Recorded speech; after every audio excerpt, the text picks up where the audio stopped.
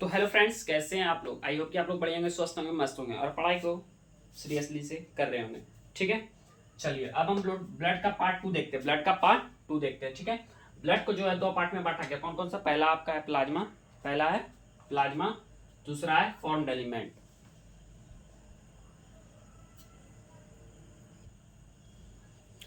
दूसरा है formed element. ठीक है, प्लाज्मा की जो परसेंटेज होती है, प्लाज्मा की जो संख्या होती है 55% होती है। कितनी होती है? 55% होती है। ठीक है, और फिर फॉर्म्ड एलिमेंट की जो संख्या होती है वो होती है आपके शरीर में कितने? 45%। कितनी? 45%। फॉर्म्ड एलिमेंट को दो पार्ट में बांटा गया है। पहला ब्लड सेल्स, क्या है बाबू? Blood cells. दूसरा क्या है? प्लेटलेट्स। दूसरा क्या है? प्लेटलेट्स। ठीक है, ब्लड सेल्स को दो पार्ट में बांटा गया है। कौन कौन? एक बीसी, बड़का बीसी, छोटका बीसी, मतलब आरबीसी, डब्ल्यूबीसी, आरबीसी, डब्ल्यूबीसी, ये बहुत दोनों बीसी है। कौन कौन? RBC, WBC. डब्ल्यूबीसी को दो पार्ट में बांटा गया है। कौन कौन? ग्रेन्युलोसाइट, ए ग्रेन्युलोसाइट, ग्रेन्युलोसाइट और ए ग्रेन्युलोसाइट। ठीक है, अब हम लोग जानेंगे प्लाज्मा के बारे में। ठीक है, आप इसका एक स्क्रीनशॉट लीजिए तब तक।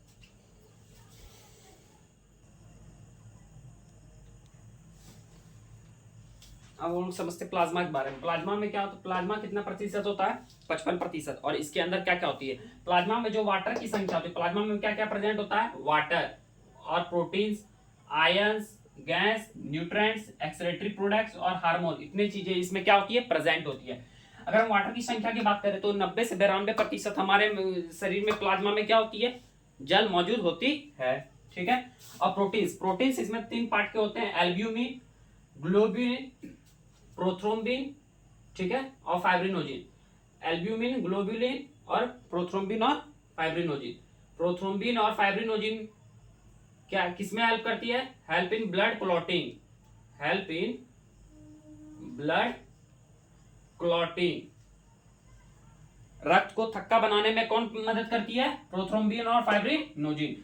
ग्लोबिन जो होती है ये तीन पार्ट में बटी होती है: alpha, beta, gamma protein. Alpha, beta, gamma protein. Alpha और बीटा जो होती है ट्रांसपोर्ट प्रोटीन होती है। क्या होती है? ट्रांसपोर्ट प्रोटीन होती है। अब गामा प्रोटीन जो होती है आपकी इम्यूनोग्लोबिन है, इम्यूनोग्लोबिन है। ठीक है, एंटीबॉडी प्रदान करती है, डिफेंस प्रोटीन है। ठीक है, इसमें आयंस भी होती है 1%। कौन कौन? Ca2+, Na+, K+, Cl-, SCO3-, etc। Gases होती है कौन कौन? O2 and CO2। न्यूट्रिएंट्स की बात करें तो न्यूट्रिएंट्स इसमें होती है amino acid and C6H12O6 means glucose. Excretory product में क्या होता है? यूरिया। क्या होता है? यूरिया। और बहुत सारे हार्मोन इसमें प्रेजेंट होती है। ठीक है, इतनी बात समझ में आ गई होगी शायद आप लोगों को। ठीक है, नोट कर लीजिए, आप इसका एक स्क्रीनशॉट ले लीजिए।